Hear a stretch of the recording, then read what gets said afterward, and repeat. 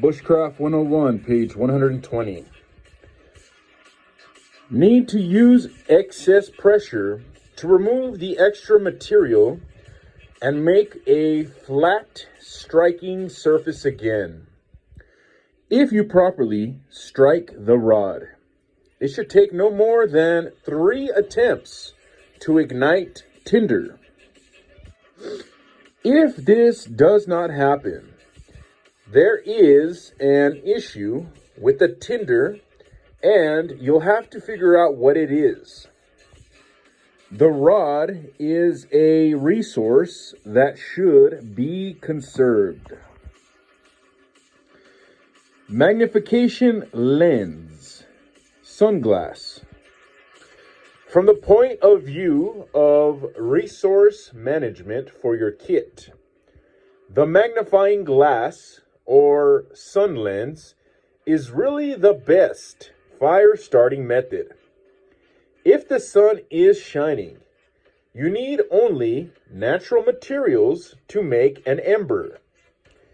If you have made charred material, this will be easily ignited in seconds by the sun. Any lens carried should be at least 5 times magnifications. Size is actually more critical than power of magnification. The larger the surface area to collect the sun's rays, the better it will work. You do not need to go overboard in this aspect. However, a simple lens that is 1.5 to 2 inches in diameter will work fine.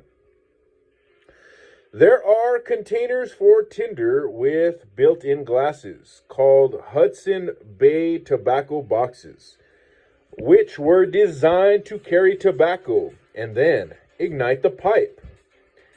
These work well for holding charred material and other fire-starting implements in a nice self-contained kit.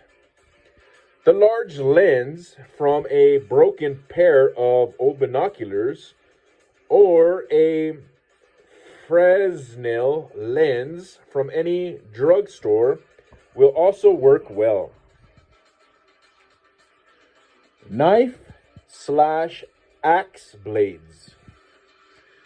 You can also use the blade of your knife as an old-style flint and steel set to effect ignition. If the blade is of high carbon steel and a good Rockwell scale hardness, this method will require the use of a rock such as flint, chert, or quartz that has a hardness rating of 7 or above. The rock is used to strike or drive material from the back, page 121, of your blade. With this method, you are removing iron particles from the blade spine. These particles are pyrophoric. As with the ferrocerium rod, although these sparks will only be about 800 degrees Fahrenheit, unless a tinder type fungus is used, this method will require a charred material for ignition for the ember. You can then use this ember to combust a tinder bundle or bird's nest. Flint and steel set. In the picture it shows like the flint looking paper stuff or material, a rock, and like 2 steel looking, like almost horseshoe looking things. Friction fire sticks. In this section I will explain the basics of primitive ignition.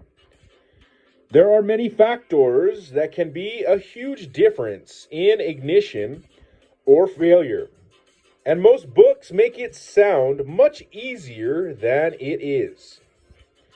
To start, understand that any fire requires heat, fuel, and oxygen to burn. You are aiming to create a coal. You will then transfer this coal to a nest and blow it into a flame. Creating a coal with this method requires a smoldering ember.